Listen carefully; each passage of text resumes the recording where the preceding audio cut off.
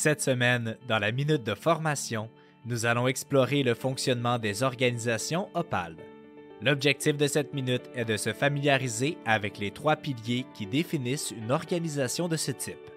Frédéric Laloux, dans son livre Reinventing Organization, présente une nouvelle vision de gestion des entreprises basée sur une étude d'organisations qui ont adopté avec succès cette approche. Laloux les nomme les organisations Opale et sont caractérisées par 3 piliers fondamentaux. L'autogouvernance. Les entreprises Opale se démarquent par l'absence de hiérarchie traditionnelle. Cela ne signifie pas qu'il n'y a pas de structure, simplement qu'elle est réinventée. Tous les employés ont le pouvoir de prendre des décisions sans nécessiter l'approbation d'un tiers, à condition d'avoir consulté des experts dans le domaine concerné.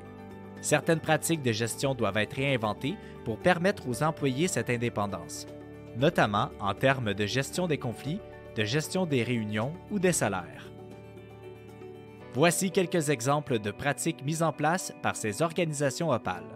Les demandes d'augmentation de salaire peuvent être gérées par un comité ou un nouvel employé peut être embauché par une équipe de travail si elle juge qu'elle a besoin d'un membre supplémentaire. Être soi. Le deuxième pilier encourage à être pleinement soi-même. Laloux estime que la plupart des employés portent un masque social lorsqu'ils sont au travail. En général, ceux-ci mettent de côté leurs facettes émotionnelles, spirituelles et leurs valeurs personnelles afin de privilégier une facette plus rationnelle et conforme aux normes sociales. Néanmoins, se limiter ainsi aurait un impact sur la créativité et le potentiel, réduisant l'engagement. Afin de cultiver une authenticité, Laloux recommande de repenser les pratiques liées aux rétroactions, aux évaluations, aux horaires et aux licenciements.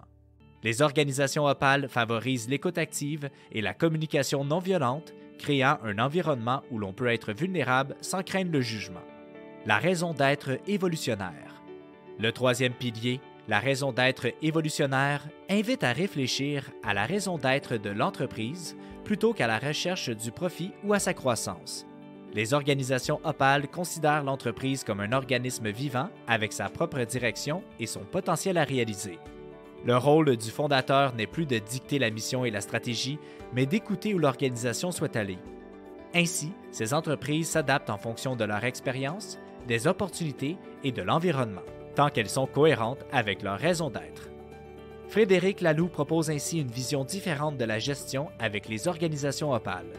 Ces structures favorisent l'autogestion, l'authenticité des employés et la raison d'être de l'entreprise.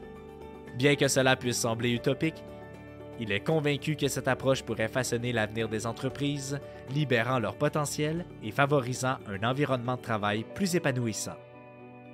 C'est ainsi que se termine la minute de formation de cette semaine. On se donne rendez-vous la semaine prochaine. Pour en savoir plus sur nos programmes de formation, visitez notre site internet actualisation.com ou contactez-nous au 1-877-688-0101. Actualisation, formation et conseils depuis 1970.